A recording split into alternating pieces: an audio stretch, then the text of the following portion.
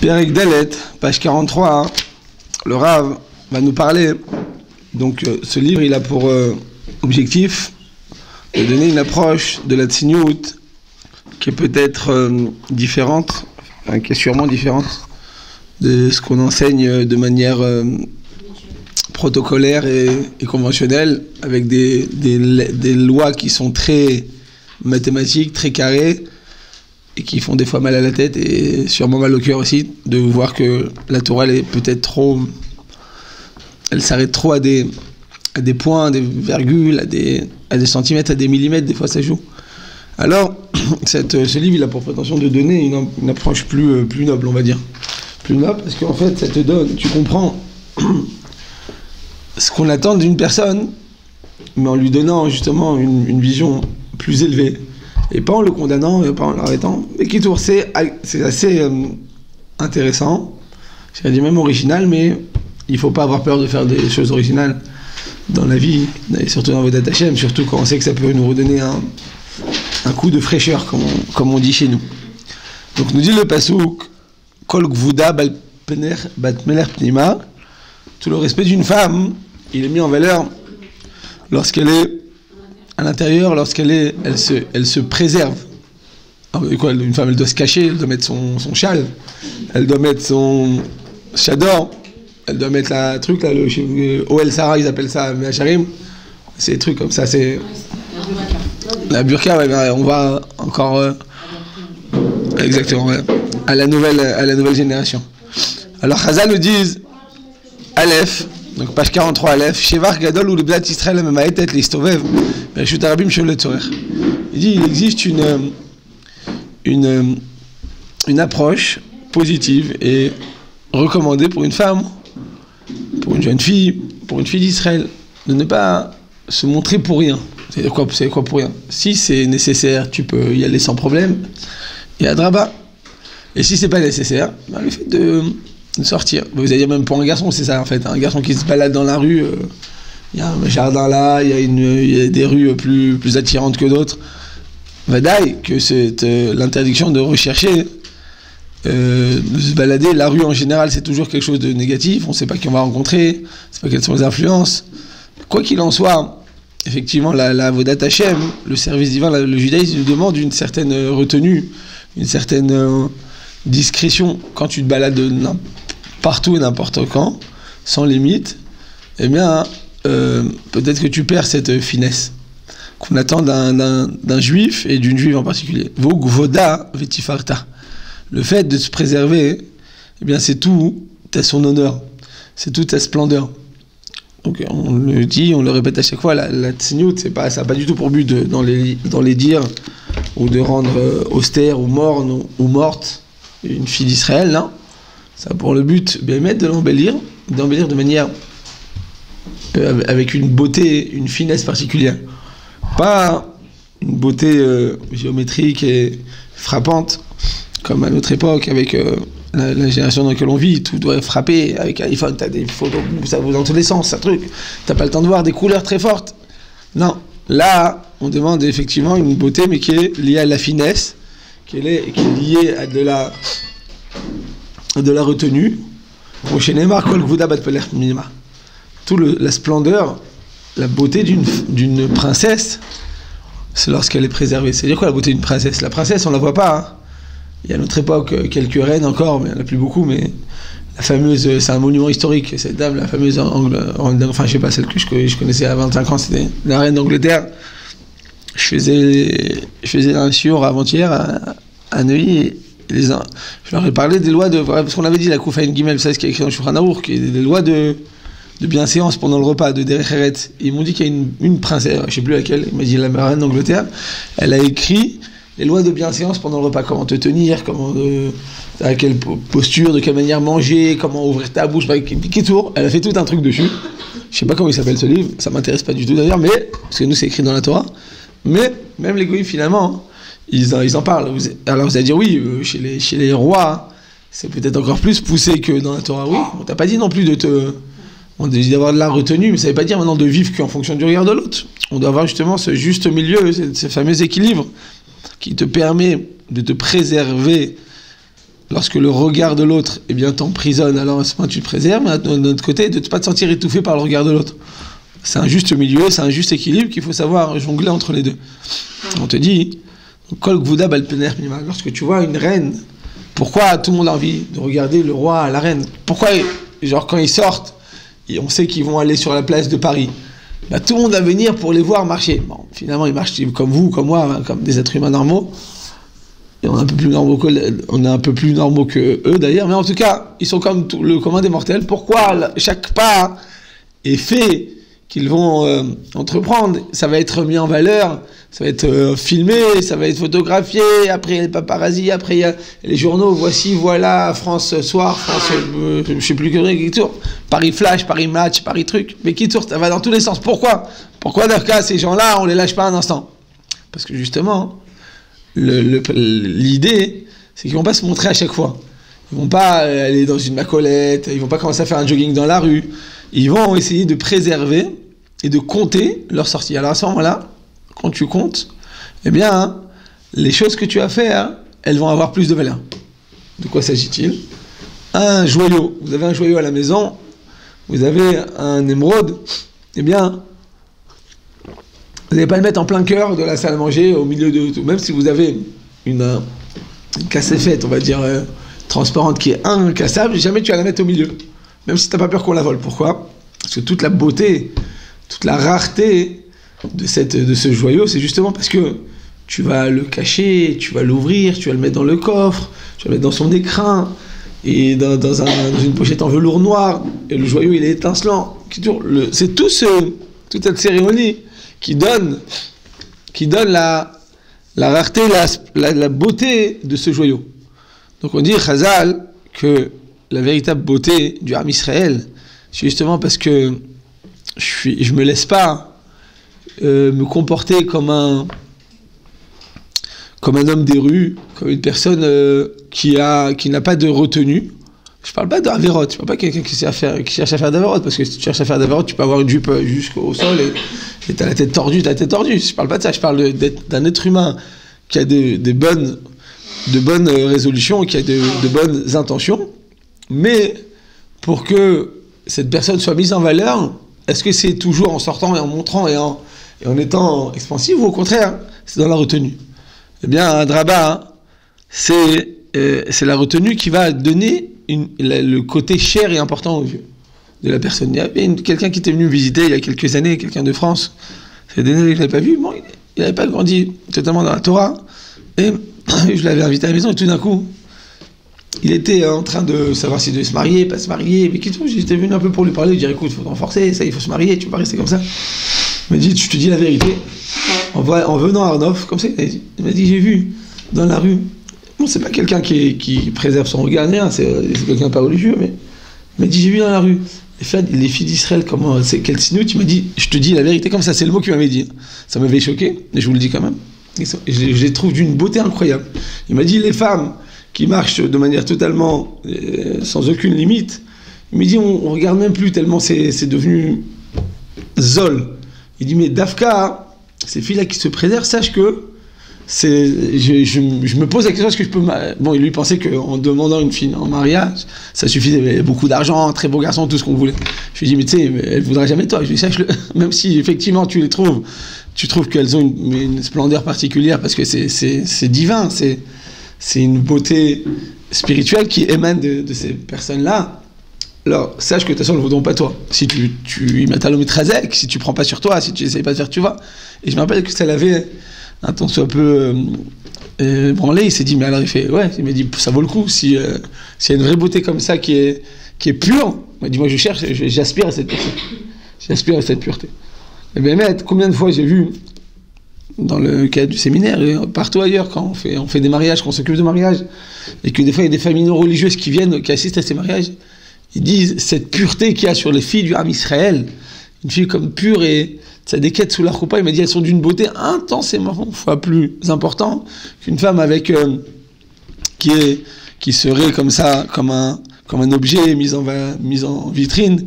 Il m'a dit même si finalement géométriquement parlant peut-être que il y a certains avantages ou d'autres, il dit mais la véritable beauté elle émane. Bikitur Botaï, et j'essaye de vous expliquer une notion spirituelle avec des concepts et des perceptions parce qu'une personne perçoit matériel, ça va pas ensemble en fait. Comme je te dis, comment je peux t'expliquer que la Torah est belle? Vas-y, explique-moi que la Torah est belle, comment tu fais? C'est magnifique, tu vas avoir de la lumière. Comment je t'explique que la Torah est belle? Une personne qui n'a pas cette appréhension des choses, qui n'a pas grandi dedans, qui n'a pas de goût à la spiritualité. Arrête, on sait très bien, l'appétit vient en mangeant.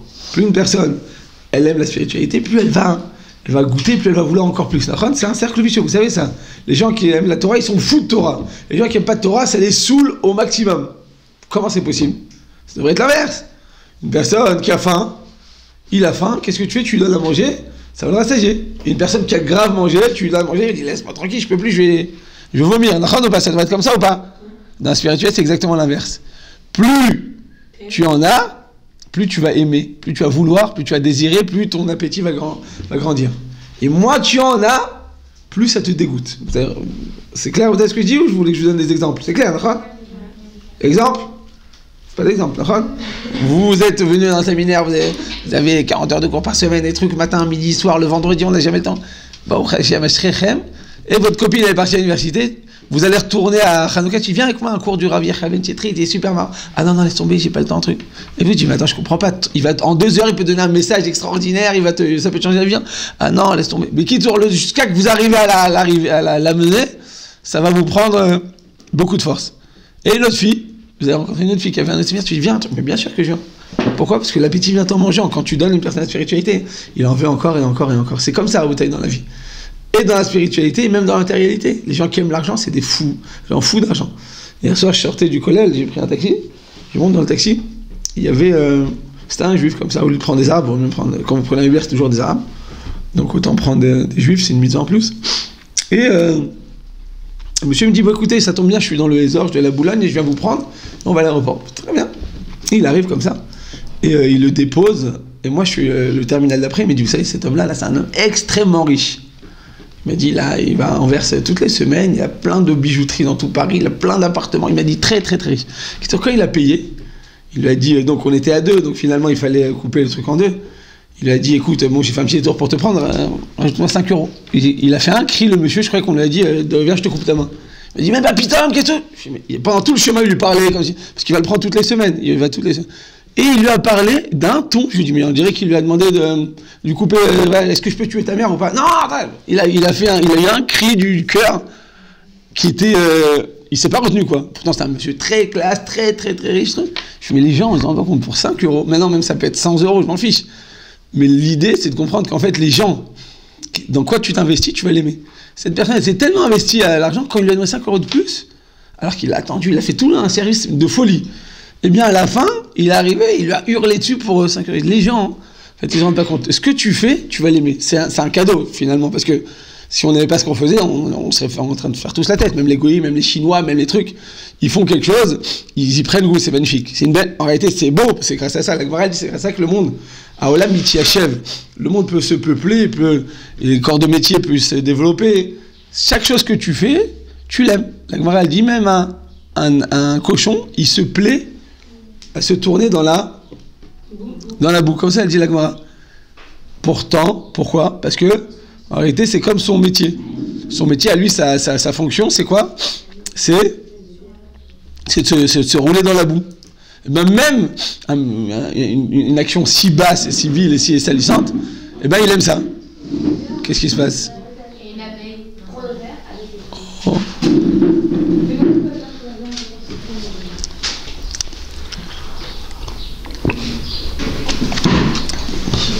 Donc on va dire à vos tailles, chaque chose qu'on fait, à force de le faire, on va l'aimer. C'est-à-dire que Léa, à force de chasser des abeilles, elle va aimer ça, quoi. Elle va arriver en France, tac, tac, tac, elle va tirer dans tous les sens.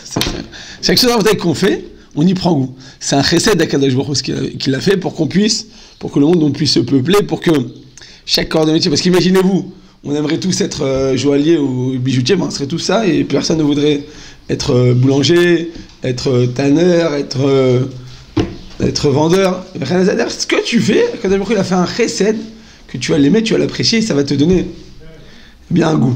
un goût particulier. Eh bien, ça, Rabotai, ça s'applique dans la matérialité, même dans la vérote d'ailleurs. Personne qui commence à goûter une avéra une fois, des fois je lui dis, mais pourquoi tu fais ça? Je sais pas où tu vas. Je sais pas, j'arrive pas, c'est plus fort que moi. Pourquoi il a fait ça? Parce qu'il a goûté. Une fois, deux fois, trois, après ça devient une partie de ta nature. Ça devient une partie de toi. Donc c'est très difficile, une fois que tu as goûté à quelque chose, d'en séparer. Donc dans le bien, c'est extraordinaire, c'est-à-dire qu'on peut pas se séparer de notre Torah, Gdosha, notre spiritualité, c'est un cadeau, mais dans le mal, c'est tout aussi dangereux, parce que si tu y as goûté, eh bien tu peux plus t'en séparer. Qui s'y frotte, s'y pique. Tu vas pas pouvoir maintenant retirer de cette pulsion des gens qui aiment l'argent, qui aiment le kavod, ils n'arrivent pas à s'en passer, ça devient l'oxygène, tu leur donnes pas ça, c'est comme si tu les avais tués. Eh bien, on comprend à Rabotai qu'en réalité, chez la femme, Dieu il a créé la femme avec le besoin de plaire. Et ça fait partie justement des fonctions de la femme, parce que plaire à son mari, et son mari doit lui donner un retour d'amour et montrer combien il aime, combien il apprécie, ça fait partie de la nature humaine, c'est comme ça que Dieu veut que le monde soit créé. Eh bien, en contrepartie, ce besoin d'éveiller la considération d'autrui, elle peut s'exprimer d'une manière très négative, comme d'une manière très positive. Alors de quoi s'agit-il? On a dit, un roi, la reine d'Angleterre, elle va sortir, tout le monde va vouloir la voir, vouloir la regarder, vouloir voir qu'est-ce qu'elle fait. Bon, en fait, elle marche, elle mange, comme tout le monde, quoi. D'accord, un truc sur la tête, bon, nous aussi on a un truc sur la tête, tu peux la mettre à l'envers, voilà, ça fait le truc. Je suis le roi de trucs.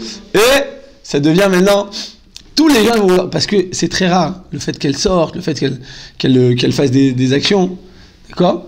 Je vous avais dit, quand j'étais jeune, j'avais quelqu'un qui était à l'école, il était très très fou amoureux d'un chanteur, je sais plus comment il s'appelle. Il était venu à Paris, ce chanteur, il avait fait pendant tout le Shabbat, il a fait une marche de 2h30 juste pour le voir devant son hôtel. Il a sorti la main, il a fait comme ça, il est revenu. Je me dis, qu'est-ce que tu as ressenti à ce moment-là? Il s'appelait, c'était un grand rabbin cet homme-là, ce chanteur. Il s'appelait Rabbi Michael Yakovzon. On l'appelle dans le showbiz Michael Jackson. D'accord, Michael Jackson. Il était parti, il a fait 2h30, je me rappelle, pendant Shabbat, parce qu'il était venu Shabbat. Il avait 2h30 aller. Il a fait comme ça avec sa main, il est revenu des amis. Je me dis, moi, qu'est-ce que c'est? Puis tu te rends compte, j'ai vu sa main. Je me dis, bah, tu veux que j'en mette une? Je dis, tu peux en avoir plusieurs des mains si tu veux. Il m'a dit, non, c'est quelque chose de magique. Mais qui te soit en taille, la folie humaine, et bon, là, c'est une échelle enfantine, parce qu'après, ils ont des stars, des trucs. Mais après, cette tahava, hein, elle va grandir en l'homme, et il va avoir d'autres tahavot dans sa vie. L'argent, le kavod, les pulsions, le truc, et après, les gens arrivent dans cette situation tellement de déchéance spirituelle parce qu'en fait, ils ne sont pas habitués à se travailler depuis tout petit. Et donc, pourquoi il a besoin de l'avoir tellement cette star? Parce qu'il est venu, il s'est déplacé, il va se montrer, et ça va être quelque chose de très rare, parce qu'il arrive, il sort de son hôtel, il va directement dans son concert, on a envie de le voir. Mais en fait, cette même situation, ce même Yetzer Hara, il faut comprendre qu'il faut l'utiliser à bon escient, parce que finalement, on sait très bien que le Yetzer Hara, hein, il ne fait qu'utiliser les trunot ishiot, enoshiot, les qualités et les particularités humaines. Le Yetzer Hara va utiliser ça. On te dit, qu'est-ce que tu fais? Pour le Yetzer Hara, tu dois savoir utiliser, à l'encontre du Yetzer Hara, tu dois savoir utiliser ses armes contre lui. C'est-à-dire, le Yetzer Hara est plus fort que nous, quoi qu'il arrive. Nous, on est de chair et de sang. Vous avez 18 ans, 19 ans, 20 ans, le Yetzer Hara, quand il te fait face, il a 6000 ans, il a 5780 ans, donc il est un peu plus âgé que toi. En plus de ça, toi, tu es un être de chair et de sang, lui, c'est un ange de feu. En 2 minutes, il t'engloutit, il te brûle, il fait ce que tu veux de toi, ce qu'il veut. S'il désire maintenant que la personne perd la tête et commence à faire n'importe quoi, truc, s'il veut vraiment, le Yetzer Hara, il nous a tous rabotés, on est tous dans sa petite poche. Alors comment on fait face à lui? Donc Maral dit, si Atatishmaya, s'il n'y avait pas Kadosh Baruch Hu, il a Kadosh Baruch Hu Ozro, et nous, s'il n'y avait pas Kadosh Baruch Hu qui nous préservait, qui nous gardait, jamais on n'aurait pu faire face au Yetzer Hara. Il nous mange tout cru. On n'a aucune chance de faire face aux armes du Yetzer Hara, aux tentations du Yetzer Hara. Et là-bas, comment on fait pour s'en sortir? Comme Hachem, il nous demande une chose qui est impossible à surmonter. Si Atatishmaya Kadosh Baruch Hu, il te dit, écoute mon fils, sois sincère, ouvre ton cœur, montre ta véritable volonté, détermination, moi je te sauve. Donc finalement, tu es protégé par le Big Boss. Donc c'est parfait. Mais il faut le vouloir, il faut le désirer, il faut te battre, il faut sortir en guerre contre ton Yetzer Hara. Et alors tu pourras aller à autant. Donc dire, le Yetzer Hara, comment tu fais pour le vaincre? Tu utilises ses armes contre lui. Comme ça, bah, tu le fais, on appelle ça en yiddish, Abel Derbach. Tu viens, tu lui fais un coup de Trafalgar, ce qu'il t'a fait, tu le rends D'accord? C'est beaucoup plus facile parce que lui, s'y attend pas. Si tu viens, tu dis, écoute, aujourd'hui, je vais être une tueuse, je vais faire mes 3 filotes par jour, je vais aller tous les jours en avance, et je vais tout écrire, je vais tout préparer la salle, parce que c'est une mitzvah quand la salle elle est propre, que les rois d'Ashrina, ils rentrent dans la salle quand il y a tellement de fils d'Adikot comme vous qui tu la Torah, la Shrina, elle est là au même titre qu'au moment du Arsinaï. J'ai envie que la salle, elle soit belle, qu'elle soit propre, que la Shrina, elle soit contente de rentrer dans cette chambre. La même manière que quand je rentre dans ma chambre et qu'elle est propre, c'est agréable, je suis contente, moi j'ai quelque chose, je me soit content. Donc tu t'es dit, aujourd'hui, je vais venir avec une pêche, je vais éclater mon potentiel et mon quotient spirituel. Et puis finalement, t'arrives, tu te fais, boum, premier cours, oh là là, c'est inintéressant. Oh. Et puis je suis fatigué, pourquoi il parle doucement sur avant? Oh là là, oh, j'ai plus la force. Tu mets des allumettes, tu tires, puis premier cours, boum, tu t'es pris une claque. Le deuxième, ah bah aujourd'hui, il fallait écrire, ah non, ça va, oh, j'ai plus la force et je suis crevé. Et puis tout d'un coup, t'as un téléphone de ta mère, ma fille, on a entendu qu'il y avait une attaque de guêpes et de rats dans le truc, tu risques de mourir, ma fille. Ah, toute la journée, je vais mourir. Quitte sur toute la journée, tes bonnes résolutions, t'es venu avec une volonté de faire, tu t'es pris une claque en fer. Elle fait plus mal, celle. C'est rare, faut jamais aller en disant je vais t'éclater, aujourd'hui, tu dis écoute, je vais 5 minutes encore, je vais juste voir de quoi il parle, le rabbin. Ça va, le pauvre rabbin, il est venu, je vais l'écouter, je vais faire une tova. 5 minutes, c'est bon ma fille, je te laisse 6 minutes, allez vas-y, je t'offre encore 1 minute. Al-Khej Boni, comme on dit en ivrite. C'est bon, tu peux y aller. Au bout de 5 minutes, je dis bon ça va, non, j'étais 5 minutes, c'était sympa, allez, encore 5 minutes. Comme ça, le terrain, tu l'utilises à toute petite échelle. C'est exactement son arme qu'on utilise contre lui. Quand est-ce que tu arrives à te faire une avéra? Tu dis vas-y ma fille, va te balader à Ben Yehuda, va rencontrer ta copine qui a fait l'université, va rencontrer, et puis elle est super classe, toi tu lèves un tout petit peu ta jupe, tu mets ta jupe la plus c'est sa noix, mais bon, tu sais que c'est la plus, on va dire, d'accord, la moins cachère, quoi. C'est normal, tu vois, ta copine, si t'as l'air d'une rabbinite, t'as l'air d'un truc, elle va te dire, mais dis-moi, t'es une extrémiste, ma fille, laisse tomber, je fais ça les Shem Shamaïm, hein, comme ça, je vais lui donner envie, je vais lui montrer qu'on peut être belle quand on est une bat Torah, comme ça, je vais lui donner envie, après un truc, elle va le faire, tu vois, c'est magnifique. Tout le monde, il est beau, tout le monde est gentil, c'est magnifique. On prend la guitare, et tout va très bien, ça s'appelle les hippies, on est tous des frères de la colle magnifique. C'est rare, hein, quand il te fait tomber, il te dit pas de faire une affaire. Ah, tu vas aller là-bas, tu vas truquer, après elle va venir avec ses copines, et une autre copine qui a une très mauvaise influence, tu le vois comment elle parle, ça t'attire grave, tu vois, j'ai envie de lui ressembler. Après, le cousin de la copine qui a bonjour, tu vois, je fais ah là, c'est magnifique, une fille qui ah, mais vous êtes un être humain normal, vous étudiez la Torah toute la journée, et les gens, après, ils nous regardent, on commence à parler, un petit mot comme ça, mais qui soit le etc., c'est exactement comme ça qu'il nous fait tomber. Il fait tomber petit à petit. Un tout petit écart, tout petit, on peut se retrouver tout en bas du gouffre, directement.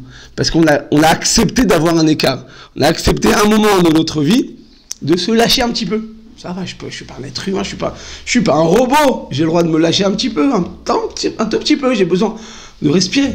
Quand tu acceptes la déchéance minime, un petit écart, sache que ça a été déjà dans les mains du Yetzirah. Pourquoi?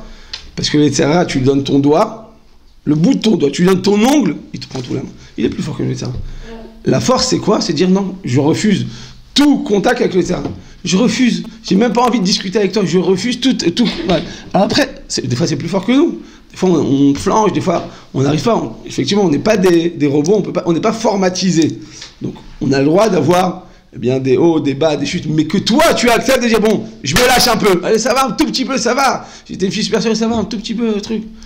Pour 1 heure, 2 heures comme ça, je vais dans un endroit pas très caché, mais c'est pas grave. Truc, et ben ça y est. Le poison, le venin. Pourquoi on a comparé les Yetzirah d'Afka au Nachash? C'est le cours du Rav Tapiro cette semaine, hein? Pourquoi d'Afka au Nachash? Parce que le Nachash, c'est un embrouilleur incroyable. Il te met juste un tout petit venin du fin fond sur une toute petite écorchure que tu as sur ton doigt. Donc ça, tu le sens pas. Et hop là, il va se dispenser, il va se répandre, et la personne va mourir. À la fin, elle va mourir. Parce qu'elle a accepté, justement, à un moment ou à un autre, de se faire, toucher par ça. Oui? Mais s'il a commencé déjà à nous prendre les Yetzirah, comment on peut venir pour... On a déjà commencé. Ouais, vous avez raison. Il a écrit Schar mitzvah, mitzvah. D'accord? Et Avera, Goreret, Avera. Quand on fait une mitzvah, j'ai dit tout à l'heure, on prend goût. on va développer notre potentiel, notre quotient spirituel, on va en vouloir en faire une autre, et une autre, et une autre. C'est comme ça. Quand on aime la Torah, on est fou de Torah. Quand on n'aime pas ça, on déteste la Torah. Comment c'est possible? Parce que tout simplement, tu donnes goût, tu ouvres ton appétit, tu laisses le Yetzer Tov rentrer en toi, et tu vas goûter à cette félicité spirituelle intense. Tu vas vouloir encore et encore et encore. Quand tu n'as pas ouvert ton cœur, tu t'es pas préparé, notre cœur il est fermé, il est obstrué. Chaque spiritualité, non seulement ça va nous attirer, mais des fois ça va même nous rebuter. Alors vous dites comment on arrête? On te dit mais tu sais quoi? Comme mitzvah goreret mitzvah, parce qu'on vient de dire que l'appétit vient en mangeant et tu goûtes et encore et encore et encore, et là tu as envie de t'envoler vers Akadosh Baruch Hu, de cette ascension spirituelle. Et que kenegedze avera goret avera, quand tu fais une avera, ça t'est rentré, tu as goûté à quelque chose, à un péché, à une petite attirance, à une petite pulsion, et là j'ai encore envie, encore et encore et encore.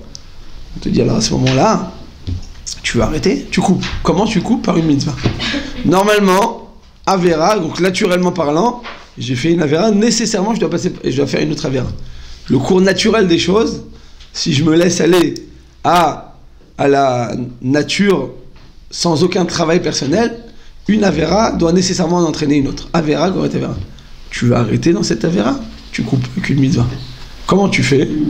Tu te forces à faire une mitzvah. C'est très dur parce que quand tu fais une avera, tu as goûté, donc d'abord tu as une première pulsion, une première volonté qui est négative, mais surtout tu as des remords. Le Tzara, il vient pas nous dire écoute, vas-y, lâche-toi, oh non, qu'est-ce que je suis nul, pourquoi j'ai fait ça, oh là là, je vaux rien en fait, tout ce que j'ai pensé, je suis quelqu'un de fausse, je suis quelqu'un de chakranite, je suis mensongère, je me mens moi-même, je suis pas cohérente. Le Tzara, là, ça c'est vraiment son arme fatale, d'essayer de nous mettre les Issourei Matzmoun et la théorie de cohérence. Faut être cohérente quand tu fais quelque chose. Si tu as fait une erreur, tu peux pas maintenant faire une mise tout de suite. Hein. Tu es obligé de. Voilà. Sois un peu cohérent, sois un peu émette. On te dit non, dans ce cas, il faut surtout pas être cohérente. Tu as fait une avéra, ben tant pis, tu coupes avec une mitzvah. Ça n'a rien à voir. C'est paradoxal, c'est vrai. Mais tu arrives à ce moment-là, eh bien, tu vas rentrer donc le Tzera toi en toi, le Tzera Tov en toi, pardon. Et de cette manière, tu vas pouvoir changer de kivoun. Sinon, avéra quoi t'avéra. Et c'est la vie après. Hein.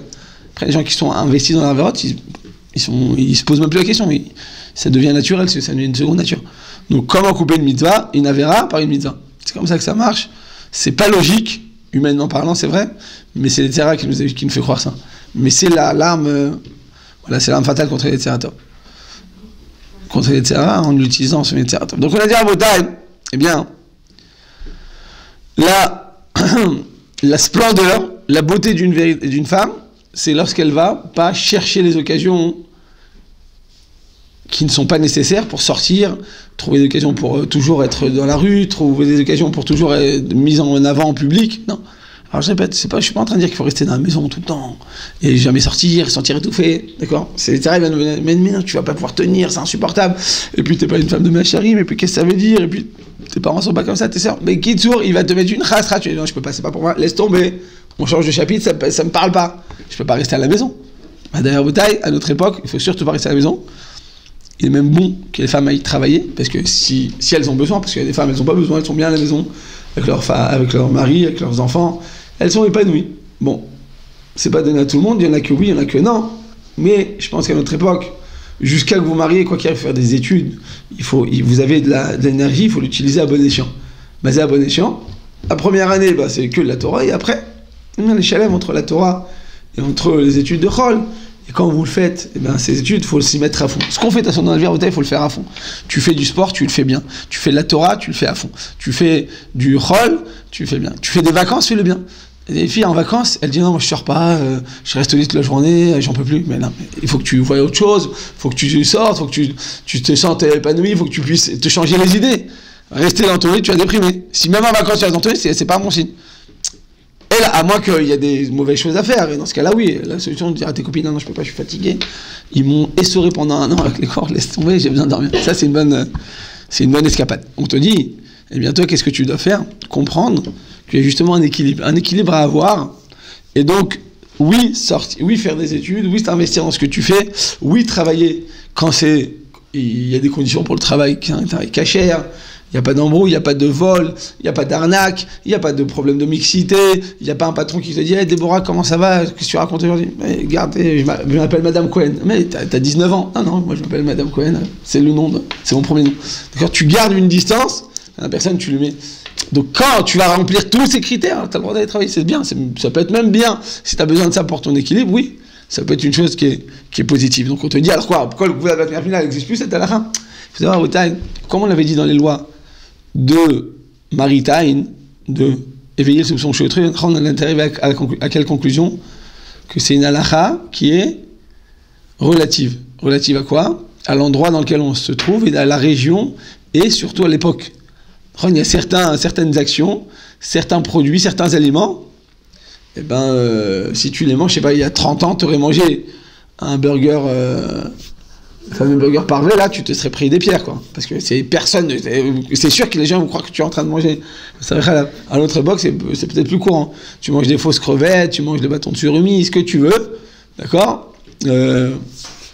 C'est relatif. On avait expliqué que la halakha, elle est relative, elle n'est pas absolue. Il en est de même pour cette halakha de Kol Gvula Befner Pnima. On s'approche de Hanouka, et Rabbi Akiva Eger, il dit attends, je comprends pas. Pour les Ashkénazes, vous savez qu'il faut allumer une Hanouka par oui, mais. Non, on doit monter. Parfait. Par jour. Une Hanouka par jour, vous êtes large, c'est bien. Donc on dit non, il faut allumer une bougie par personne de la maison. Par habitant, simplement, qu'est-ce qui se passe? Est-ce que les filles doivent allumer ou pas?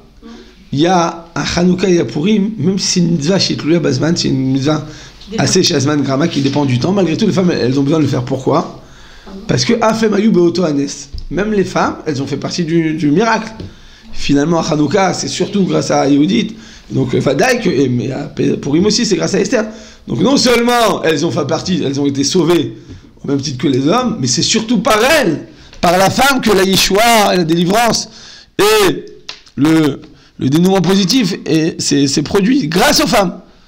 Donc, on te dit, Fadaï, que la femme, elle est obligée de l'audat la Kadosh Baruch Hu. Et comment on est modèle Hashem avec la Hanouka?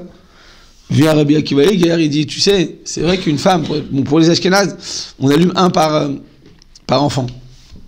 Et pour les Sfaradim, Ner Ishubeto, une par maison. D'accord? Une par maison, il n'y a pas besoin d'allumer plus que ça.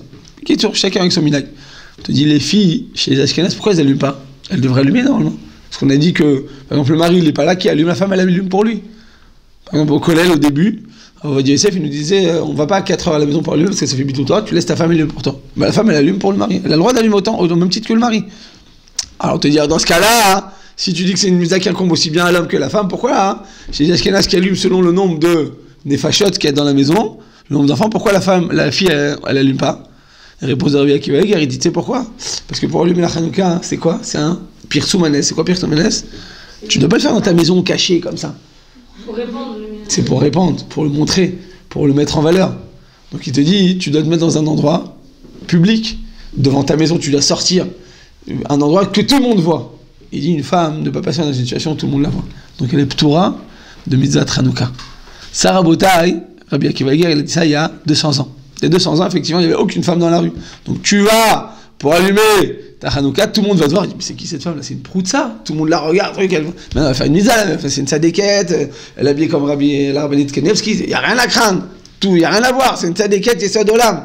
Elle est habillée truc parfait. On te dit, malgré tout, le fait de se mettre dans cette situation dans laquelle on est mis en valeur, on est mis en exergue et sur le podium, eh bien c'est interdit. Pourquoi? Parce qu'une femme, elle n'a pas le droit de se mettre dans cette situation. À notre époque, vous voyez que c'est différent. Et les femmes, elles marchent, elles sont dans la rue, elles sont autant que les hommes, si ce n'est plus. Vous allez à Cannes les Charim, je sais pas, j'ai l'impression que 90% c'est des femmes. Je sais pas ce qu'elles font, les femmes, tout le monde dans la rue. Ou elles font des courses, elles sont au travail, c'est toutes des secrétaires, je sais pas, mais tu vois, dans des endroits, au contraire, il y a plus de femmes que d'hommes. Alors comment c'est possible? Tu dis, en réalité, c'est une halakha qui est relative, c'est pas une halakha absolue. C'est-à-dire que comme à notre époque, il y a autant de femmes que d'hommes dans la rue, si ce n'est plus, donc cette halakha, elle est un peu différente. C'est-à-dire qu'elle est un peu différente, c'est que le concept existe toujours, mais l'application, elle est un peu différente. Où on a vu ça? Écrit dans la halakha, dans Even Ezer, les lois des Dayanim, pour le mariage, il y a écrit qu'un homme, quand il marche, femme devant lui, qu'est-ce qu'il y a écrit? Il y a écrit, oui, il part où? Je fais où? Je pars alors. Non, il part où? Qu'est-ce qu'il y a écrit dans la Chava? Il y a écrit quand il y a une femme devant, il y a un homme qui marche derrière. Qu'est-ce qu'il doit faire l'homme? Quoi, il reste derrière? Il reste alors? Il marche derrière elle tranquillement? Il doit quoi? Il doit courir, hop, comme ça? Non, ça va, il marche plus accéléré. Il traverse alors. Et si elle marche plus vite que lui? Bon, il bouge un peu, il va pas. Il va un peu derrière, quoi. Vous dites 50 cm sur le côté, c'est bien? Non, ça, oui. Donc c'est bon, donc on est. Voilà, vous avez raison. Donc. Quoi? Non mais voyons. Faut comprendre, les êtres humains, c'est des. Bon, Hachem, on est quand même Tselem Elohim. Il y a aussi des animaux dans la rue qui ont l'air d'être humains, mais ça c'est mais Am Israël, en général, on se contrôle, il n'y a pas de. Simplement, la reine dit, c'est quoi? Il y a une femme devant toi, tu dois. Shulchan Aruch, Siman Kaf Aleph, c'est Gimel, il dit comme ça, tu marches, tu dépasses, tu marches plus vite, donc tu fais, ça s'appelle une queue de poisson. Tu la dépasses et hop là, tu continues à marcher. Il dit pourquoi? Parce que tu peux marcher derrière une femme. Une femme, quand elle marche, tu peux voir certaines choses qu'il ne faut pas voir, donc il dit tu le dépasses. Le Shulchan Aruch, il dit Rabbi Akiva Eger, il dit mais attends, je comprends pas. Nagui, je l'ai dépassé. Qu'est-ce qui va se passer maintenant? Il y en a une devant. Et devant, qu'est-ce que tu fais? Alors, donc tu passes à la 5e vitesse. D'accord, tu te prends pour un bolide, super. Bon, tu l'as dépassé à la 2e. Il y en a une 3e maintenant, parce que les femmes, elles aiment bien se balader, les magasins, les trucs. Hop là, mais il dit, tu vas pas t'en sortir. Laisse tomber, combien je peux courir après? Je vais être toujours en train de courir, ça se trouve, le courir plus. On te dit, non. Comme c'est halakha, eh bien, c'est plus. Il y a trop de femmes dans la rue, donc cette halakha n'est plus valable. Mais qui en bataille, ces halakhot, elles sont relatives, elles ne sont pas absolues. C'est-à-dire qu'il s'agit d'une réalité. À l'époque, il n'y avait aucune femme dans la rue, donc t'en vois une, bah tu dépasses.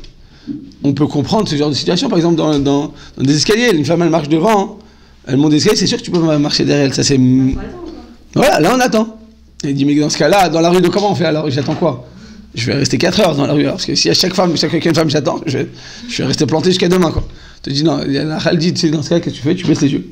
Faut baisser les yeux, tu regardes pas, c'est tout, tu penses pas, tu écoutes un cours de Torah, tu dis Mishnayot, tu as ta massière, ta date et tu regardes pas, c'est tout. Comme vous dites, on est des êtres humains, on a un niveau quand même, bon, Hachem, Am Israël, puis l'humanité, elle a quand même un certain espoir, faut pas non plus être trop... Mais, on te dit Mitzat Sheni, eh bien, il y a des halachot qui ne sont pas absolus, qui sont relatifs, ça dépend de la réalité, c'est tout. La réalité à notre époque est différente. Donc, Rabotai, cette halakha de Kol Gula Bet Vermima, c'est effectivement un shvar. C'est pour ça qu'on dit que c'est une beauté pour une femme Israël d'être plus à l'intérieur. C'est-à-dire quoi une beauté? C'est-à-dire que comme ce joyau, on va le préserver, il y en a de même pour cette femme. Tout ce qu'elle peut être dans une situation où elle peut se préserver, elle ne va pas partir en avant. On dit que la femme, c'est le Sar Apnim, et le mari, c'est le Sar Achutz. La femme, c'est le ministre de l'Intérieur, et le mari, c'est le ministre de l'Extérieur. D'accord? Le ministre de l'Extérieur, c'est celui qui est dans tous les pays, il va faire les photos avec tous les présidents, avec tous les hommes politiques, il va montrer, eh bien, la pays-loute de ce pays, de cette Médina, dans d'autres pays, pour montrer qu'ils existent, pour montrer qu'ils ont de bonnes intentions. Et le Sarapnim, c'est celui qui ne bouge pas. Moi, je m'occupe de ceux qui sont ici. Dans l'ensemble, la femme, c'est Sarapnim. Mais vous allez dire, elle ne travaille pas, si elle peut travailler. Mais même quand elle travaille, son but, c'est d'être Sarapnim, c'est d'être un ministre de l'Intérieur. C'est pour pouvoir, en tant que moyen. Un mari, il a besoin de se montrer, il a besoin pour sentir qu'il existe. Un homme, il a besoin de sentir que ses actes, ils ont un impact. D'accord? Et ils sont efficaces. Une femme, elle n'a pas besoin de ça. Si elle reçoit de la considération de son mari et qu'elle se sent bien dans sa peau, elle se sent aimée par son mari, elle n'a pas besoin de chercher autre part. Quand est-ce que les femmes commencent à chercher autre part? Quand il y a un manque, il y a un mal-être. À ce moment-là, elles ont besoin de dire, mais il faut que j'existe bien. Il faut que j'ai cette sensation d'exister. Je ne peux pas rester comme ça. Mais aussi, on a besoin de se sentir utile. C'est pas que les hommes qui ont... Voilà, c'est pour ça que je dis qu'on a besoin de le sentir. Bah oui, mais... Quand on a un mari qui est suffisamment attentionné, il peut nous donner autant d'attention qu'on a besoin. Et... Se sentir utile. On n'est pas des poupées qui ont besoin que d'attention. Dans l'utilisation, on a aussi besoin de se sentir utile dans la société et autres. C'est quoi être utile dans la société? C'est quoi? C'est de travailler par exemple pour KKL? Par exemple, ça peut être... Voilà, et quoi d'autre? Ils ont fait une société de protection des abeilles, vous savez ça? Il faut les aider, franchement. Les abeilles, elles n'ont rien fait de mal. Il faut bien qu'il y ait des hommes qui les protègent. ces créatures. C'est quoi, Rabotai, être utile dans la société? C'est quoi, être utile? En fait, quand j'ai besoin d'être utile, c'est que j'ai besoin de m'épanouir. Pour t'épanouir, tu as besoin de te réaliser. Si tu te rends compte de Kélim que Dieu t'a donné, tu n'as pas besoin d'aller les chercher autre part. Vous connaissez cette fameuse parabole avec Isaac? Vous connaissez le fameux Isaac avec la charrette? Il y avait un juif qui s'appelait le Maguid de Douvna. Il expliquait tout en parabole. C'est le Maguid de Douvna. Il disait qu'il y avait un juif qui avait rêvé que c'était un homme pauvre, un homme malchanceux, un homme un raté, quoi, ce qu'on appelle au niveau social. Et ça allait pas dans son couple, et tout ce qu'il faisait, c'était... Il était charretier, mais il arrivait, comme son char, il n'était pas très entretenu, donc les clients ne passaient plus par lui, puis il n'était pas très à l'aise, et puis la roue, elle faisait beaucoup de... Donc ça sautait, mais personne ne le prenait comme charretier. Il lui avait juste sa petite charrette de 14-18, il a son petit cheval, le cheval est un peu fatigué maintenant, mais qui est toujours l'homme malchanceux au possible. Et voilà, et quand ça va mal, on a dit quand il n'y a pas de quoi manger dans une maison, ben, il n'y a pas de shlombaït aussi, parce qu'ils n'ont pas trouvé, qu'ils sont toujours stressés, comment faire pour manger, de quoi on va vivre. Là, ça va ensemble, c'est souvent, mais qui est toujours un homme malchanceux. Et voilà qu'un soir, une nuit, il rêve, et il voit que sous le pont de Saint-Pétersbourg, il trouve là-bas un trésor mais splendide avec des pierres précieuses, mais qui tourne jusqu'à la fin de ses jours, lui, ses enfants et petits-enfants, ils se sont Soudarim. Mais c'est là. Et il voit ça un jour, mais c'est des bêtises, ouais, je crois. Il y a écrit ce que tu rêves à ce que tu penses à chaque fois. D'accord, ce que tu penses toute la journée, tu rêveras le soir. C'est normal, c'est une relation de cause à effet. Et voilà, ça se répète une fois, deux fois, trois fois. Au bout d'une semaine, attends, si Hachem m'envoie ce message, qu'est-ce que j'ai à perdre? De toute façon, à la maison, je fais rien, je suis un impotent, je fais rien du tout, j'ai pas de part dans ça, autant que j'y aille. Kitsour, il arrive avec sa charrette, il arrive à Saint-Pétersbourg, donc des jours et des jours de placement. Il arrive là-bas, et il voit le pont qu'il a arrivé, il le voit effectivement en vrai, il prend sa pelle, et il descend tout le pont, il commence comme ça à creuser. À ce moment-là, il y a une brigade qui arrive, il dit « Dis-moi, qu'est-ce que vous faites là ?» Il ne sait pas quoi faire, il se trouve comme ça devant des gaillards, comme ça, des Russes, ils peuvent le mettre en pièces, le jeter dans la selle. Là. Il dit « Écoutez, je vous dis la vérité, ce que je fais, c'est que ça fait une semaine que je rêve qu'ici je trouverai un trésor. Donc ben, je me suis dit, je vais tenter ma chance, et comme j'ai rien à perdre, je vais tenter ma chance. » À ce moment-là, hein, le brigadier, il se moque comme ça, il commence à crier à voix haute à son cas, il lui met une gifle, une espèce de crédule. Les juifs, vous êtes tous des crédules, vous croyez à tout. Il dit, moi, j'ai rêvé hier soir que dans la maison d'un certain Isaac, en Pologne, là-bas, dans telle rue, dans telle maison, il lui dit le numéro de sa maison, le numéro de sa rue, et il dit derrière le four, d'accord, il y a là-bas, quand on enlève le four, eh bien, il y a là-bas un trésor. Tu crois vraiment que je vais aller jusqu'à chez lui pour le chercher? Et en disant ça, il est parti, donc il a mis une gifle et il est parti. Et Isaac qui se relève comme ça par terre, il dit, mais cet homme-là, il vient de donner mon nom, mon adresse, l'endroit où je me trouvais, et il m'a décrit où se trouvait le four. Il dit, c'est particulier quand même, c'est peut-être un signe Hachem, je retourne à la maison. Il a ravé la maison, il retire le four, et qu'est-ce qu'il trouve? C'est fameux trésor. Alors, Magui de Douvna, il te dit, c'est très imagé, mais c'est tellement vrai. On va toujours chercher autre part ce qu'on a en soi. Le bonheur, on va le chercher. Donc on a besoin de se sentir utile pour la société. Mais en réalité, tu n'as qu'à t'épanouir toi-même. Si tu t'épanouis, tu te sens bien avec toi-même, tu te rends compte qui tu es. Juste se rendre compte en bouteille qui nous sommes. Je suis l'homme le plus heureux. Ah, effectivement, je ne vais pas rester maintenant enfermé à 4 tours dans le truc, attendre toute la marée que mon mari, qu'il arrive pour me dire que je suis une femme gentille parce que je suis une petite poupée de cire. Non. Sois fort, sois toi-même, réalise-toi. D'accord? Si tu es vraiment fort, prends un mari qui est tout gentil. Et si tu es une femme qui a besoin sans arrêt de considération de l'autre, ben prends un mari fort qui va te donner sans arrêt la shpialecha. Après, c'est chacun comment, selon ses capacités. L'essentiel en bataille, c'est d'arriver à te réaliser. Mais comment? J'ai pas besoin d'aller très loin pour me réaliser. Des fois, on se pense que c'est seulement en faisant tel métier que je pourrais être une femme heureuse, une femme joyeuse, une femme réalisée. Sinon, je suis une ratée de ma vie. Très souvent, c'est une éducation qu'on a reçue, ça d'ailleurs. Ou bien de nos parents, bien de notre société. Si je suis pas chercheuse, si je suis pas scientifique, si je suis pas médecin, je suis pas expert comptable, je suis raté de la vie. Ma vie, elle sert à rien.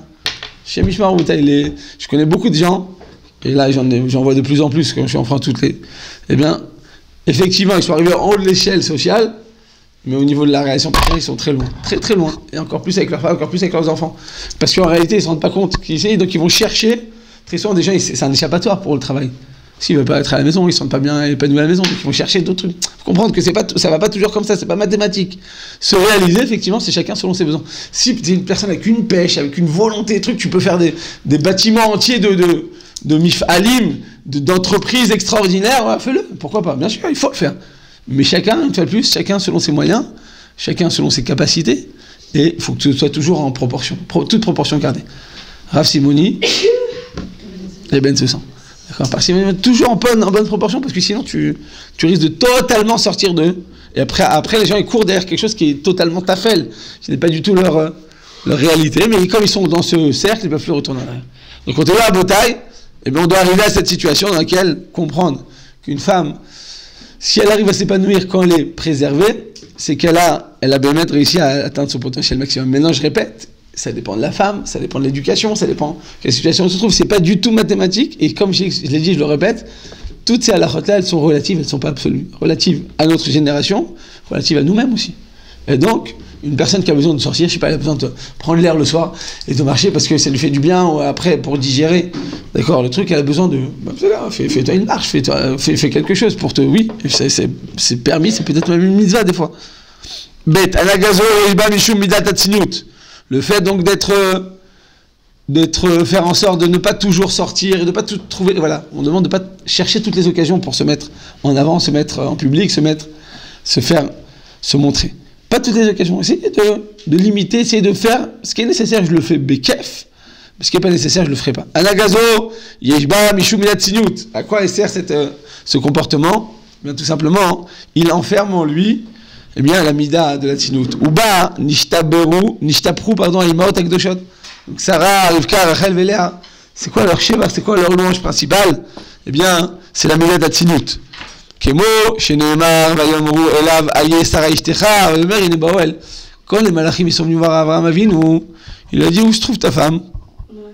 Il est dans l'attente. De quoi il se mêle? Attends, moi, je vais visiter quelqu'un, je dis, elle est où ta femme? De quoi c'est quoi cette question-là? Chazal nous dit, c'est pourquoi ils ont dit ça.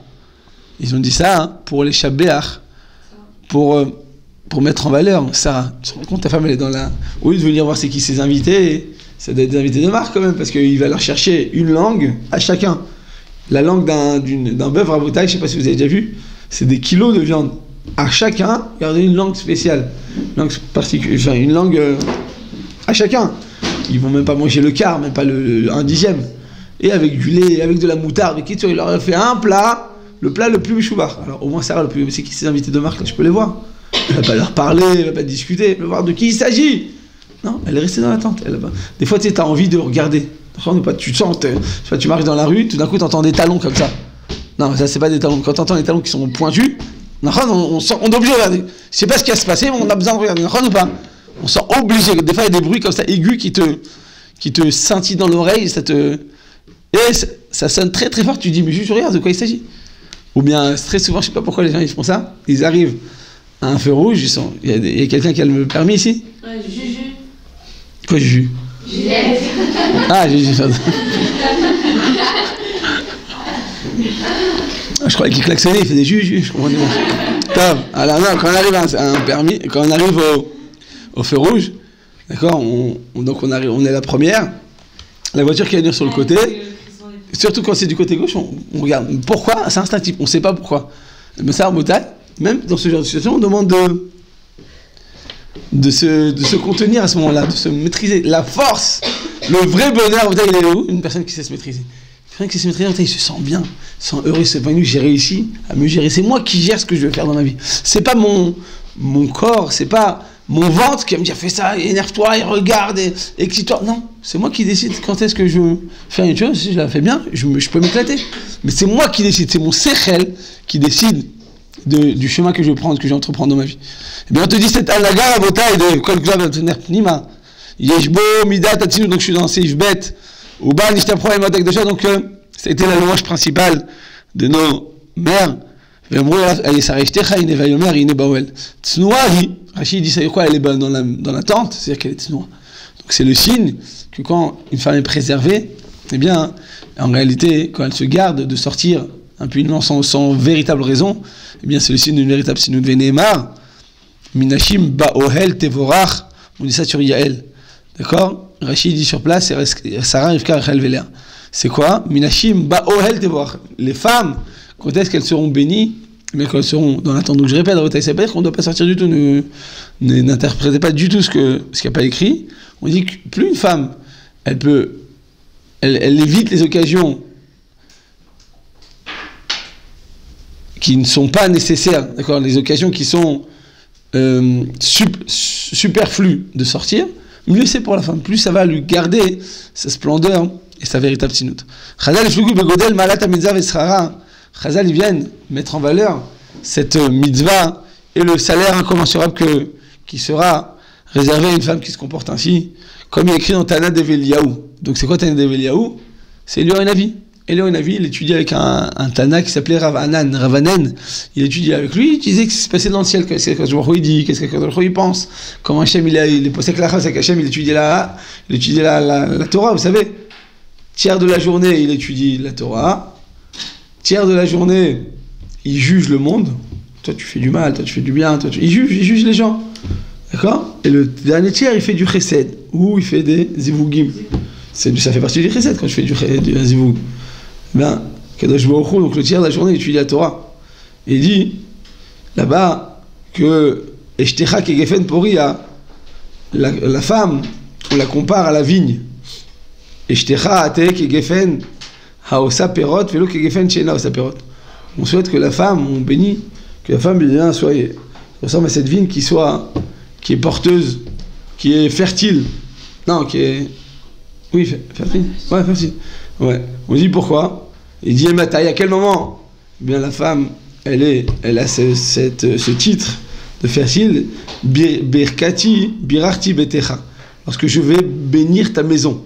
Kol zaman shishtichate Birkati Betecha. Il dit, tant que ta femme, eh bien, elle représente la bénédiction de la maison, à ce moment-là, eh bien, la suite du pasuk, c'est quoi? Banecham kishti les etim. Tes enfants grandiront comme des pousses d'olive.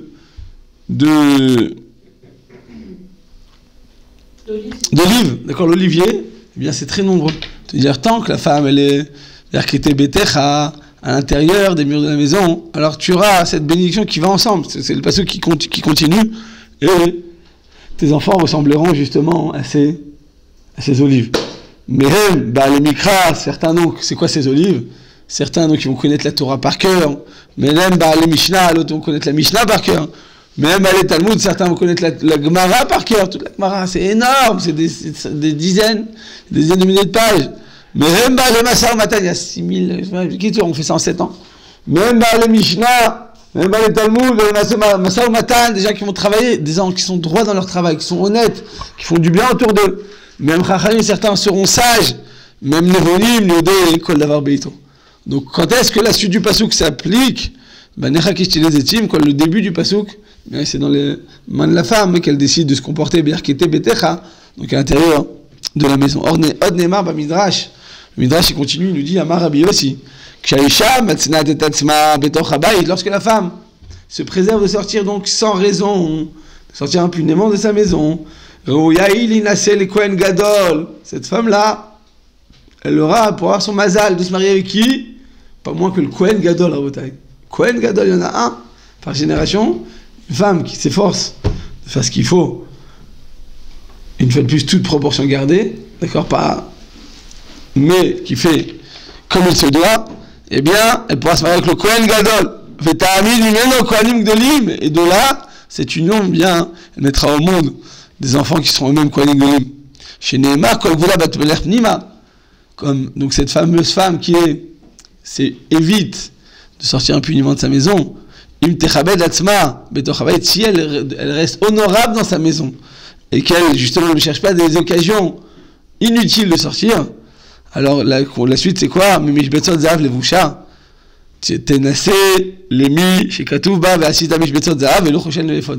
Donc le début du pasuk, il s'agit quoi? D'une femme qui est préservée.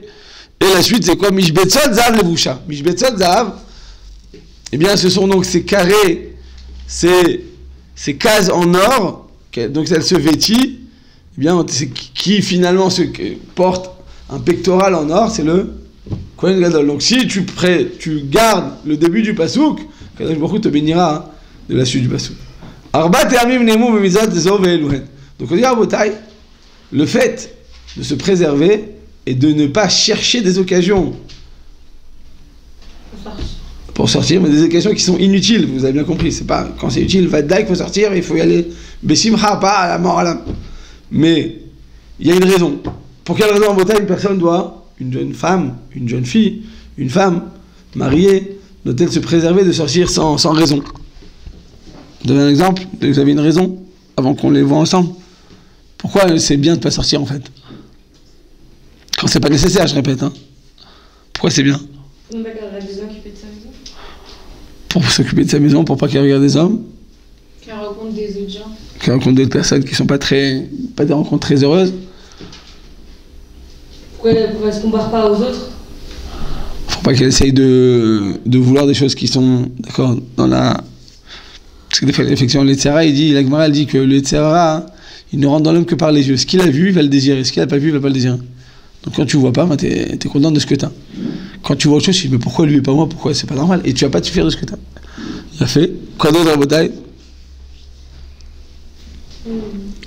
Parce que selon les trois thèmes que vous venez de dire, bataille, ça s'applique aussi pour des hommes, finalement.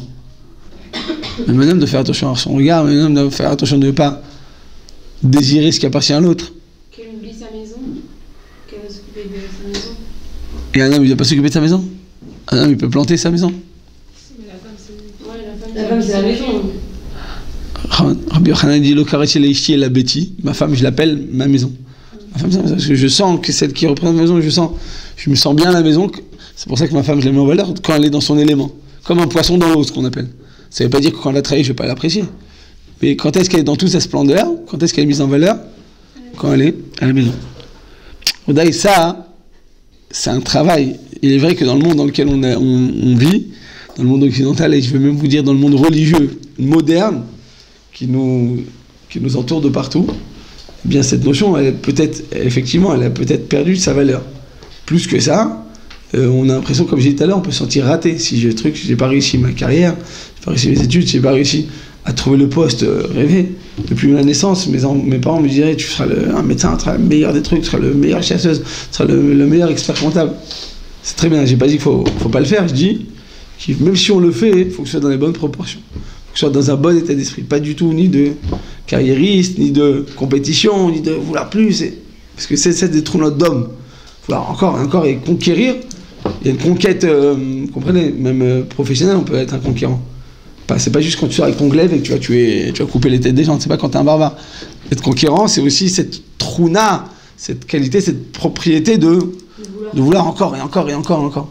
C'est bien en soi-même quand il est utilisé à des bonnes fins. Pour la spiritualité, tu dois vouloir dévorer. Pour les choses qui sont matérielles et pour tout ce qui est professionnel, tu dois faire ce qui est nécessaire. Fais le bien, sois contente, sois heureuse, ne fais pas la mort à l'âme, mais connaître la véritable proportion des choses. Mais si une femme en a besoin, elle sent qu'elle en a besoin. Voilà, ce que je vous dis, il faut le faire. Mais après, quelle part je vais donner à ça? Combien je vais mettre de cœur à l'ouvrage? Tout à l'heure, j'ai dit qu'Hachem, il a fait en sorte que le monde dans lequel on est, chacun, il aime son corps de métier. Hachem, il a fait en exprès que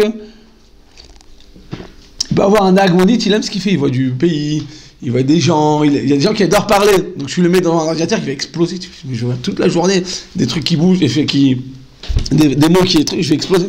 Cet homme-là, pour lui, ce sera une bracha d'être un agmondite. Mais tu dis un expert comptable ou un informaticien devient un agmondite, tu me dis t'es fou, tu crois que je vais perdre mon temps? Pas du tout, c'est comme le monde il tient sur moi. Bref, chacun selon ce qu'il aime. Kadosh Baruch Hu l'a donné à chacun, selon ses trous notes, il va avoir un corps de métier qui va aimer. Le corps de métier pour lequel on se sent tiré, il faut le faire. Il faut écouter nos besoins intérieurs. Mais je répète, une fois qu'on le fait, est-ce que ça devient le but de ma vie ou c'est juste un moyen? C'est ça. Relativiser la beauté, c'est ça qu'on doit arriver à faire. Relativiser nos chemins et les aspirations matérielles qu'on a. Elles sont nécessaires, des fois on a besoin pour s'épanouir, des fois on a besoin pour combler un manque. Il y a des gens qui ont grandi dans des maisons dans lesquelles ils manquaient tout le temps. Ils manquaient tout le temps.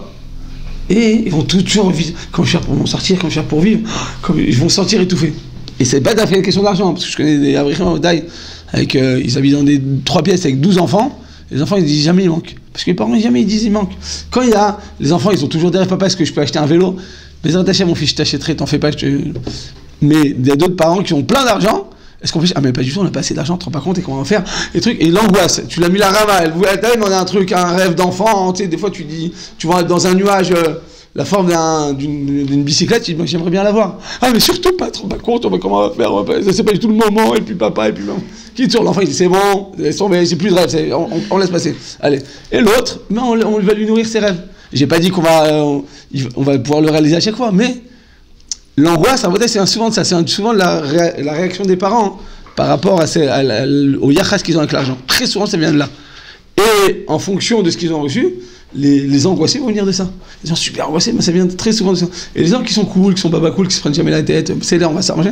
C'est souvent les parents qui disent, t'en fais pas, mon fils, allez, arrête de te plaindre, ça va, truc, allez, avance. C'est bien, des fois aussi, il faut être compris, on va pas tout le temps. Mais il faut comprendre que ça vient très souvent de là. Mais si j'ai besoin pour me réaliser de faire tel que je me dis, bien sûr, il faut le faire. Bien sûr, il faut s'investir. Bien sûr, il faut le faire. Et comme je l'ai dit, je répète, si on le fait, il faut être le meilleur. Il faut être une bombe. Pas meilleur par rapport aux autres. Parce qu'après, c'est compétitif. Mais meilleur par rapport à soi-même. Il faut aller au maximum de ses capacités. Si j'ai besoin, mais faites-le. Et comment? Elle a besoin d'être infirmière, elle a besoin de bouger, elle a besoin de faire du recette. Eh bien, fais-le. Mais c'est ce recette que tu as, mets-le au service de l'autre, de l'humanité, du recette que tu vas faire. Tu vas faire... Mettre au monde des enfants, quel travail! C'est un travail, tu dors pas la nuit, tu te trouves, t'as pas de Shabbat, mais tu te sens que tu te réalises, ben faut le dire. J'ai pas dit non. Mais est-ce qu'après ça devient un but de ma vie? Non, ça doit rester qu'un moyen. Et pourquoi plus pour l'homme, ça pourrait être le but de sa vie par rapport à la femme, qui doit toujours rester à la maison? Même pour l'homme, ça doit pas être le but de sa vie, c'est une bonne chaîne. Mais, on veut dire comme on dit tout à l'heure, il y a un ministre de l'Intérieur, un ministre de l'Extérieur. Ils peuvent finalement faire les mêmes choses, mais pas dans les mêmes proportions. Une femme, pour se réaliser, elle n'a pas besoin... L'homme, en fait, je vous explique. Un homme, il a besoin de faire quelque chose, mais il y a des actes, des actions qui vont le rendre fou. Par exemple, dis à un homme, quand la femme, elle va accoucher, de rester à la maison. Donc l'homme, il est obligé de rester à la maison, même si c'est un PDG de société truc, il est obligé de rester à la maison. Il y a 3-4 gosses, il faut s'en occuper. Mais il va rester 2 jours à la maison, le temps que la femme revient. Il va maintenant, je sais pas, faire une soupe. Il va aller au marché, prendre une pomme de terre, il va l'éplucher, il va la mixer, il va la mettre sur le feu, il va mettre des épices, mais qu'est-ce qu'il va rester pendant 1h30? Non, le gosse il vient, ah c'est pas bon papa, t'as mis trop de trucs. Quoi, tu vois, ça fait 2 heures que je travaille. Un homme, il a besoin de se réaliser. Quand il s'est investi, il a besoin de prouver, il a besoin de jouir du résultat immédiatement. L'être humain, l'homme, il a créé tout à l'heure j'ai dit les conquérants. Quand t'es conquérant, tu viens, tu coupes la tête de l'autre et c'est moi qui ai gagné. L'homme, pour se réaliser, il a besoin de ça. De montrer qu'il est fort, de montrer c'est ma truc, c'est moi. Pourquoi la relation de force, ça passe par les hommes, par les femmes, c'est beaucoup plus sournois, c'est très différent. Par un homme, j'ai besoin de tout et tout de suite. Les résultats de l'homme avec un grand H, c'est je veux quelque chose, je veux m'imposer, je veux montrer que c'est moi le plus fort. C'est immédiat. C'est soit lui, soit moi. C'est une femme, non. C'est une femme, elle peut faire 100 fois la même chose. Si elle le fait bien et intelligemment, elle peut sentir la femme la plus heureuse. Une femme, quand elle va faire la soupe, elle voit que son fils il va manger un peu, elle sait qu'il a besoin de prendre un peu de carottes, elle est prête pour une bouchée, elle est prête à travailler 2 heures. Parce qu'elle voit, Akadosh Baruch Hu, il a fait en sorte qu'une femme, elle arrive justement d'Atan Kalot, c'est-à-dire qu'elle peut faire 1000 choses à la fois et trouver une satisfaction de chacun de ces éléments qu'elle a vécu, mais finalement, ils n'ont pas tous abouti. Je sais pas, elle fait la maison. Elle a travaillé pendant 2 heures pour la faire. En 5 minutes, les gosses sont revenus de l'école, ils ont jeté leur cartable, ils ont mis le manteau là-bas, ils ont mis les chaussettes ici, ils ont mis les gants là-bas. En 5 minutes, tout est retourné. Et bien la femme, après, si elle est heureuse et qu'elle est épanouie, qu'elle a un retour de son mari, c'est pour ça que c'est important de se sentir aimé, et que le mari fait attention à tout ce qu'il fait, et bien à ce moment-là, elle va pouvoir le refaire, elle va se sentir heureuse à nouveau. Un homme, si, après qu'il ait travaillé 2 heures pour que la maison soit propre, parce que sa femme va se coucher, ou qu'il a besoin de l'aider, parce que la femme elle a besoin de telle et telle aide, et bien, si ces trucs, il va perdre la tête. Le lendemain, il ne pourra pas le faire. C'est ce qu'il a fait Paro. Paro, il a donné le travail des hommes pour les femmes, et la main des femmes pour les hommes. C'est quoi?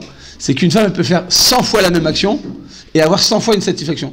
Un homme, ce qu'il faisait, il faisait quoi? Il faisait les pyramides, il faisait sur des sables mouvants. Tous s'engloutissaient immédiatement. Ils perdaient la tête. C'est pour ça que psychologiquement, ils étaient totalement terrassés, les Juifs qui travaillaient en Égypte. Am Israël, ils avaient perdu tous leurs moyens. Ils étaient très forts, très puissants. Ils auraient pu faire la guerre, une guerre civile et se sauver parce que les fils de Yaakov, ils avaient une force particulière. Mais comme psychologiquement, il a réussi à les terrasser, à les abîmer, à les épuiser psychologiquement, eh bien, ils n'avaient plus la force de se battre. Hein? Ouais, mais mais après, il faut le refaire. C'est une différence incroyable entre l'homme et la femme. C'est fondamental. L'homme et la femme n'ont pas la même perception de choses. Et ça fait partie justement de leurs trônas différentes. Ils ont des trônas différentes parce qu'ils ont des missions différentes sur Terre. Donc on va dire à Botaï, pour quelle raison donc une femme, elle ne doit pas chercher des occasions inutiles de sortir? Pour quelle raison? Vous avez dit donc pour ne pas avoir de mauvaises choses, je vous dis même un homme. Vous avez dit pour qu'elle soit plus à la maison, quoi, comme toutes les femmes doivent être consignées à la maison, elles n'ont jamais le droit de sortir. Un notam, vous avez un notam? Pourquoi une femme c'est le Gouda Bel Pnima?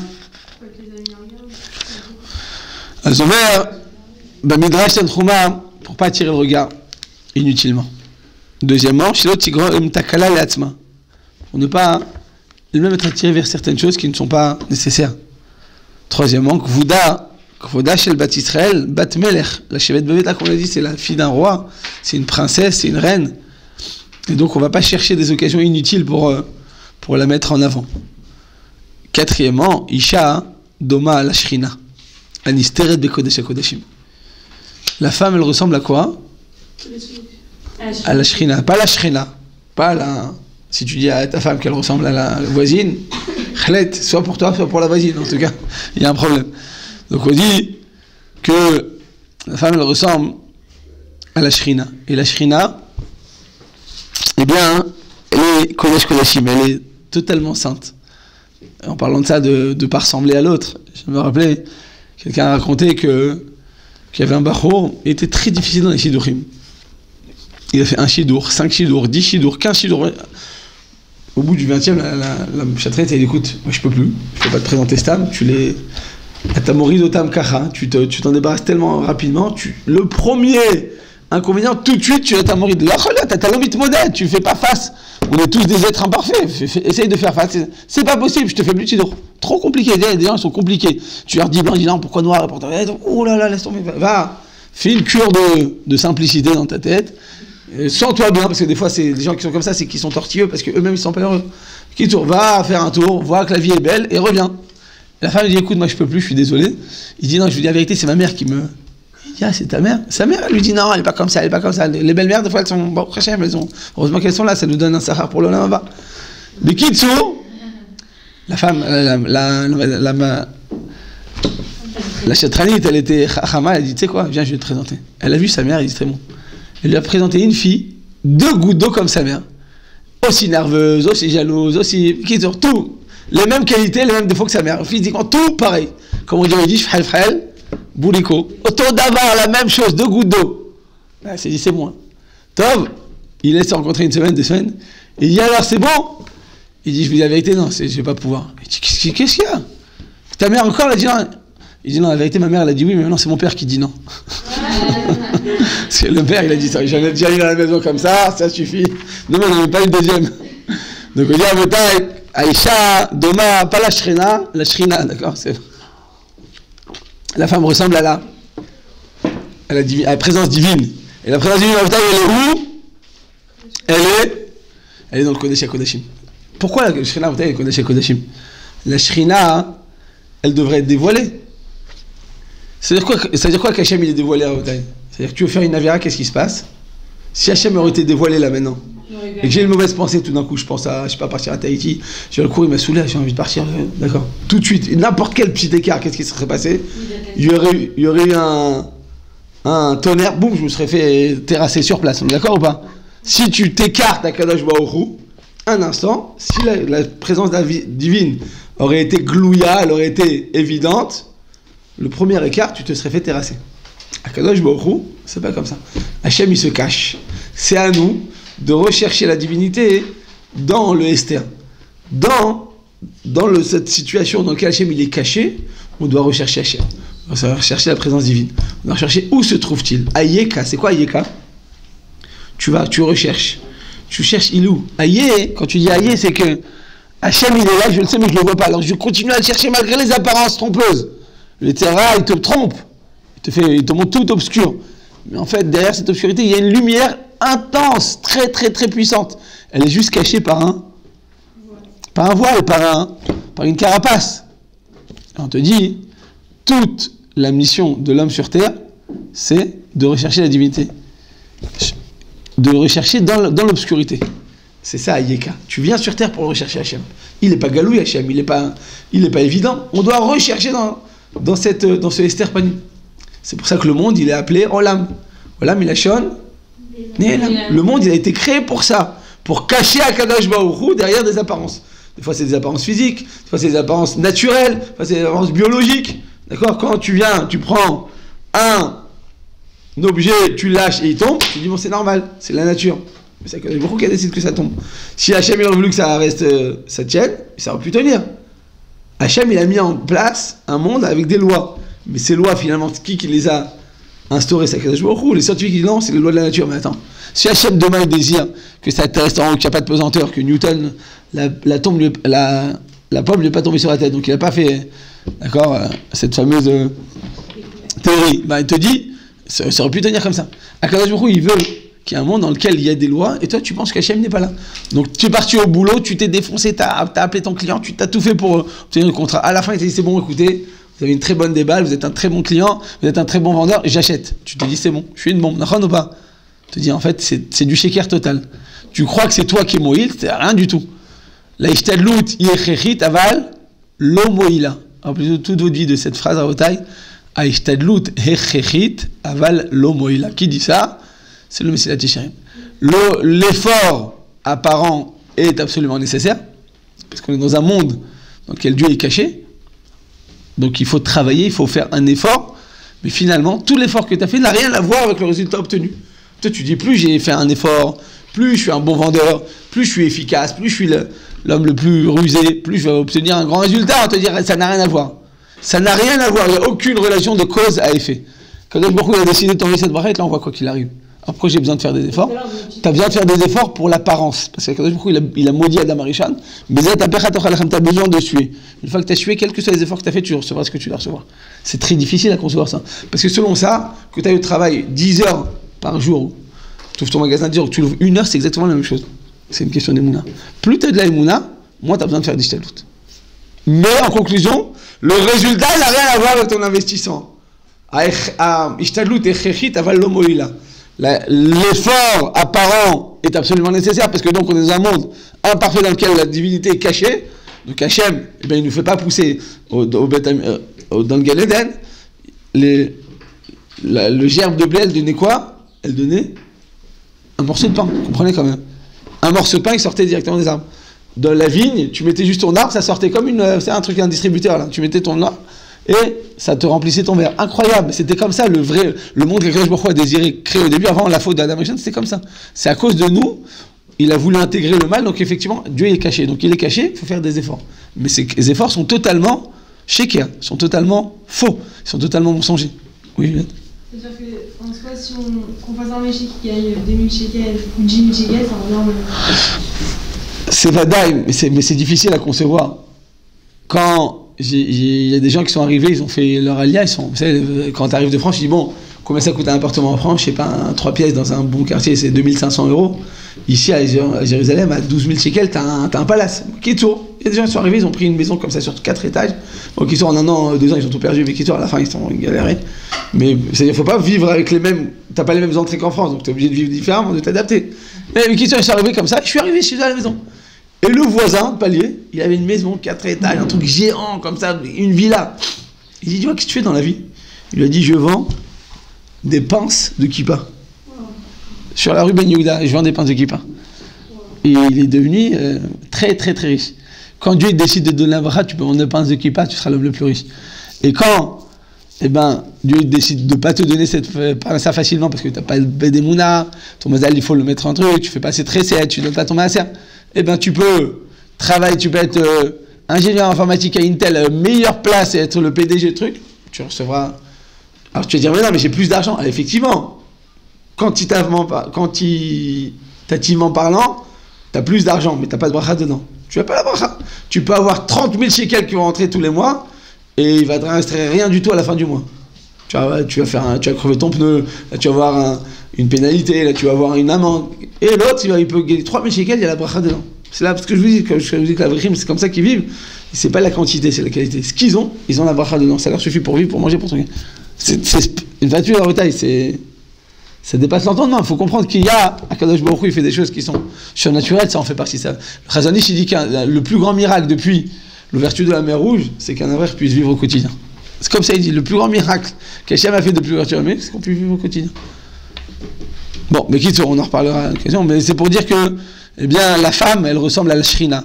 Et surtout pas à la shrina, sinon, d'accord? Et la shrina, il faut la cacher. Tu la caches dans le Kodesh HaKodashim, donc il se trouve derrière la parochet, à l'intérieur de la Aaron Abrit, fermé par les Kruvim, et jamais on l'ouvre. Celui qui l'ouvre, il est Chayad Mita. Donc tu n'as jamais le droit de l'ouvrir. Une femme, c'est ça. La beauté de la femme, c'est quand c'est caché, c'est-à-dire quoi? C'est pas qu'on veut l'étouffer, pas du tout, on veut qu'elle se réalise, qu'elle sente bien dans sa peau. Mais si tu comprends la véritable valeur des choses, eh bien c'est en te cachant que tu te réaliseras totalement. Quand je dis se cacher, c'est quand c'est pas nécessaire de sortir. Quand c'est nécessaire à vos tailles, faut pas qu'il y ait de mauvaise compréhension des choses. Quand tu as besoin de sortir, quand il faut sortir, quand il gazma, tu dois sortir avec ton mari. Tous mes khatanim, je leur dis de sortir au moins une fois par mois au restaurant avec leur femme. Les gens de France en Bretagne, quand je leur donne des cours, je dis à Bretagne. Maintenant, c'est des PDG et tout. Je vais en France, je suis dans un endroit dans lequel ils ont tous des très bonnes situations. Je dis, mais vous sortez combien de fois par semaine, par mois avec votre femme? Ah, il me dit, la fois que je suis sorti avec ma femme, c'est il y a 6 mois. Hein. Je fais quoi? Et quand est-ce que vous êtes parti en week-end? Ah bah pas du tout, c'est pas du tout, on n'a pas du tout, on rentre pas dans nos trucs.